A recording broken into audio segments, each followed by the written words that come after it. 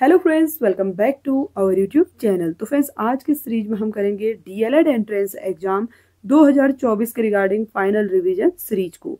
तो इस सीरीज में मैं आप सभी के साथ जीके एंड जीएस से रिलेटेड क्वेश्चन शेयर कर रही हूं। तो आप लोग इस वीडियो में एंड तक बने रहें। आई होप कि फ्रेंड्स अब तो आप लोगों की फाइनल तैयारी हो ही चुकी होगी, तो आप लोगों ने अभी तक जो कुछ पढ़ा है उसका एक बार फाइनल रिविजन जरूर कर लें।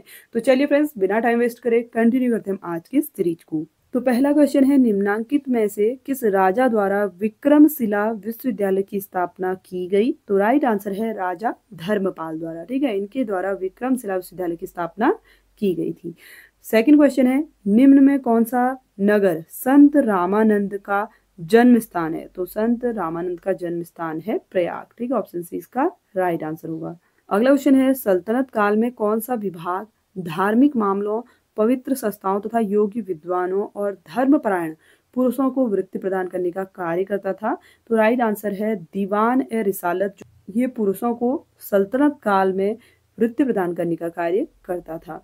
अगला क्वेश्चन है, निम्नांकित किस वर्ष में अकबर ने दहसाला राजस्व व्यवस्था को लागू किया था? तो इसे अकबर द्वारा लागू किया गया था 1580 ईस्वी में। अगला क्वेश्चन है, निम्नांकित में कौन सा मुगल बादशाह वीणा वादन में प्रवीण था? तो राइट आंसर है औरंगजेब। ठीक है, ऑप्शन डी इसका करेक्ट आंसर होगा। अगला क्वेश्चन दिया गया है, निम्नांकित में से किस शासक ने हैदराबाद में 4 मीनार बनवाई थी? तो देखिए, हैदराबाद में है 4 मीनार और इसका निर्माण करवाया गया था मोहम्मद कुली शाह द्वारा। ठीक है, अगला क्वेश्चन है, निम्न में से किसे लोक हितवादी कहा जाता था? तो करेक्ट आंसर है गोपाल हरि देशमुख को। नेक्स्ट क्वेश्चन दिया गया है, किस वर्ष सिंध को ब्रिटिश साम्राज्य में सम्मिलित किया गया? देखिए, सिंध को ब्रिटिश साम्राज्य में सम्मिलित किया गया था 1843 ईस्वी में। ऑप्शन सी इसका राइट आंसर होगा। अगला महत्वपूर्ण प्रश्न है, निम्न में से किसने क्रांतिकारियों की गुप्त संस्था अभिनव भारत का संगठन किया था? देखिए, अभिनव भारत का पूछा जा रहा है, तो राइट आंसर है वीडी सावरकर द्वारा इसका गठन किया गया था। अगला क्वेश्चन है, किसकी आत्मकथा का शीर्षक द इंडियन स्ट्रगल है? तो राइट आंसर है ऑप्शन बी सुभाष चंद्र बोस का। नेक्स्ट क्वेश्चन है, निम्नांकित में कौन हिंदुस्तान रिपब्लिकन एसोसिएशन से संबंधित नहीं है? पूछा गया। ठीक है, इनमें से कौन सा ऐसा व्यक्ति है जो हिंदुस्तान रिपब्लिकन एसोसिएशन से संबंधित नहीं है? तो राइट आंसर है प्रफुल्ल चाकी। ऑप्शन डी इसका करेक्ट आंसर होगा। अगला क्वेश्चन है, कांग्रेस के किस अधिवेशन में पूर्ण स्वराज का प्रस्ताव पारित किया गया था? देखिए, पूर्ण स्वराज का प्रस्ताव पूछा जा रहा है, तो ये पारित किया गया था लाहौर अधिवेशन में। ऑप्शन बी इसका राइट आंसर होगा। अगला महत्वपूर्ण प्रश्न है, किस वर्ष the all India states peoples conference की स्थापना हुई? तो इसकी स्थापना 1927 में की गई थी। नेक्स्ट क्वेश्चन दिया गया है, राज्य पुनर्गठन अधिनियम किस वर्ष पारित हुआ था? देखिए, कई बार क्वेश्चन एग्जाम में पूछा जाता है, तो राज्य पुनर्गठन अधिनियम पारित हुआ था 1956 में। ऑप्शन सी इसका राइट आंसर होगा। बढ़ते हम अगले क्वेश्चन की ओर। भारतीय नागरिकों के मौलिक अधिकारों को रखा गया है। देखिए, संविधान से रिलेटेड क्वेश्चन है आपका। तो जो भारत के नागरिक हैं उनके मौलिक अधिकारों को संविधान द्वारा रखा गया है अध्याय 3 में। अगला क्वेश्चन है, भारत का राष्ट्रपति है तो ये राष्ट्र का अध्यक्ष होता है। ऑप्शन इसका राइट आंसर होगा। नेक्स्ट क्वेश्चन है, पंचायती राज व्यवस्था से संबंधित किस राज्य में सर्वप्रथम पंचायती राज प्रारंभ किया गया? तो राइट आंसर है राजस्थान में। ठीक है, राजस्थान के नागौर जिले में सबसे पहले इसकी शुरुआत की गई थी। अगला क्वेश्चन है, भारत की संघात्मक व्यवस्था किस देश की संघात्मक व्यवस्था का नमूना है? यानी कि जो फेडरल सिस्टम है भारत का, वो किस देश से संबंधित है पूछा जा रहा है। तो राइट आंसर है ऑप्शन बी कनाडा से। अगला क्वेश्चन है, भारतीय संविधान का कौन सा अनुच्छेद संशोधन प्रक्रिया से संबंधित है? यानी कि अगर कोई भी संशोधन करना है तो उससे संबंधित कौन सा अनुच्छेद है पूछा जा रहा है भारत के संविधान का। तो राइट आंसर है अनुच्छेद 368। अगला क्वेश्चन है, संसदात्मक शासन व्यवस्था में वास्तविक कार्यपालिका शक्तियां निहित हैं? तो राइट आंसर है ऑप्शन बी मंत्रिपरिषद में। अगला महत्वपूर्ण प्रश्न है, विधानसभा द्वारा पारित विधेयक को विधान परिषद द्वारा अधिकतम कितने समय तक रोका जा सकता है? तो देखिए, जो विधानसभा द्वारा पारित विधेयक होता है उसे विधान परिषद में लगभग 4 माह तक रोका जा सकता है। ऑप्शन 20 का राइट आंसर होगा।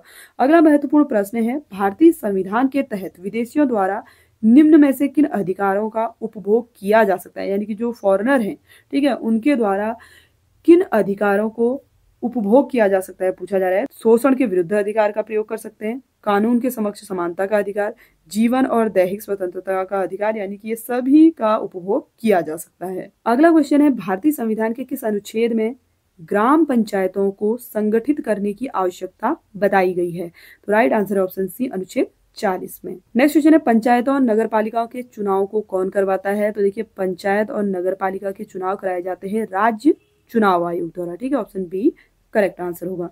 अगला महत्वपूर्ण प्रश्न है, महिलाओं के लिए उत्तराखंड पंचायतों में कितने स्थानों पर आरक्षण प्रदान किया गया है? तो महिलाओं के लिए पंचायतों में आरक्षण है देखिए 50% का। ठीक है, ऑप्शन सी करेक्ट आंसर होगा। अगला महत्वपूर्ण प्रश्न है, अनुसूचित जातियों और जनजातियों के लिए लोकसभा और राज्य विधानसभाओं में स्थानों का आरक्षण शुरुआत में किया गया था। कितने समय के लिए स्टार्टिंग में किया गया था पूछा जा रहा है? तो स्टार्टिंग में केवल 10 वर्ष के लिए किया गया था। अगला क्वेश्चन है, राष्ट्रीय महिला आयोग स्थापित है? तो राष्ट्रीय महिला आयोग नई दिल्ली में स्थित है। अगला महत्वपूर्ण प्रश्न है, भारत के राष्ट्रपति द्वारा राज्यसभा में कितने सदस्यों को मनोनीत किया जाता है? बार बार रिपीट होने वाला क्वेश्चन है। तो भारत के राष्ट्रपति 12 सदस्यों को मनोनीत करते हैं जो अलग अलग फील्ड से संबंधित होते हैं। अगला क्वेश्चन देखिए, निम्नलिखित में किस राज्य में लोक झील स्थित है? तो लोकताक झील स्थित है मणिपुर में। अगला क्वेश्चन है, निम्न में कौन सुमेलित नहीं है? जनजातियां दी गई हैं, प्रदेश के नाम दिए गए हैं। लेप्चा जनजाति है देखिए, ये सिक्किम में पाई जाती है। मोनपा अरुणाचल प्रदेश में, निसी मेघालय में नहीं पाई जाती है। ठीक है, और गद्दी है हिमाचल प्रदेश में। तो इसमें राइट आंसर है देखिए ऑप्शन सी जो है ये मैच नहीं कर रहा है। ठीक है, तो राइट आंसर क्या हो जाएगा? Option C. अगला महत्वपूर्ण प्रश्न है, निम्नलिखित में से किस नदी पर भाखड़ा नागल बांध बना है?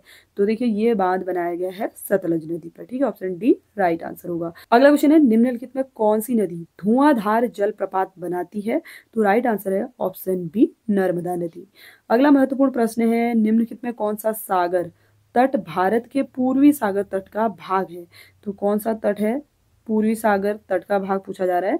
तो इसमें करेक्ट आंसर है ऑप्शन ए कोरोमंडल तट। अगला क्वेश्चन है, उत्तर पश्चिमी भारत में शीतकाल में वर्षा का कारण है? देखिए, उत्तर पश्चिमी भारत में पूछा जा रहा है, शीतकाल में वर्षा का कारण होता है पश्चिमी विक्षोभ।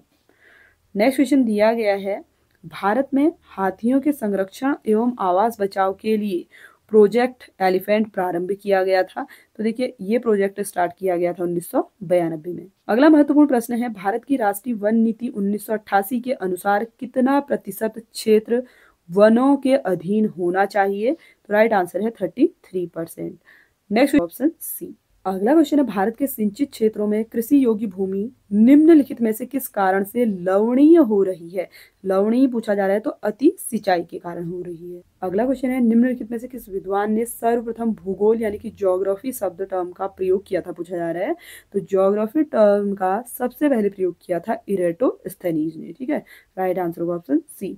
अगला क्वेश्चन, हमारे सौरमंडल के भीतरी ग्रह यानी कि जो इनर प्लैनेट हैं कौन कौन से पूछा जा रहा है? तो राइट आंसर है देखिए, बुध, शुक्र, पृथ्वी, मंगल को इनर प्लैनेट कहा जाता है। ठीक है, राइट आंसर ऑप्शन ए होगा।